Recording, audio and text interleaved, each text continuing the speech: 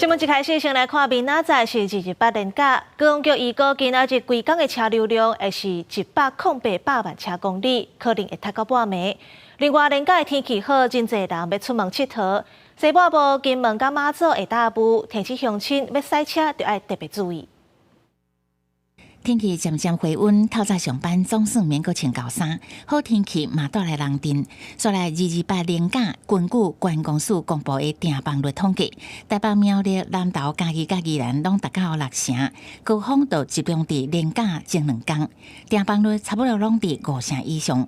交通部高公局嘛研判，会出现真侪旅游的车阵。那个国五南向的部分呢，我们预估现在其实车流已经慢慢的出来，我们预估呢今天会拥塞一直到持续到深夜左右。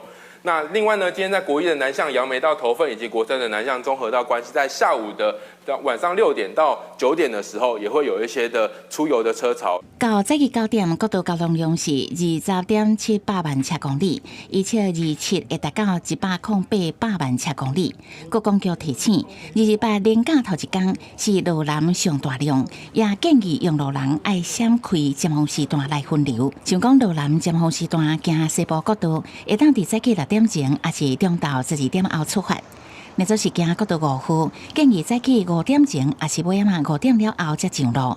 拄到塞车路段，买当改行替代道路。明天开始呢，各地会变得比较稳定的天气了，环境比较偏向东南风到南风哦，所以在花莲、台东、恒春半岛比较容易会有一些零星短暂飘雨的机会。那其他地方的话，大致上是属于多云到晴。另外，气象署嘛提醒，228连假西半部大部分地区是好天气最云，东半部云会较济，可能也会落地阵雨。西半部甲金门马祖地区拢会有大豪雨的可能，所以出门开车还是旅游可能会受影响，一定要注意。公视新闻采访报道。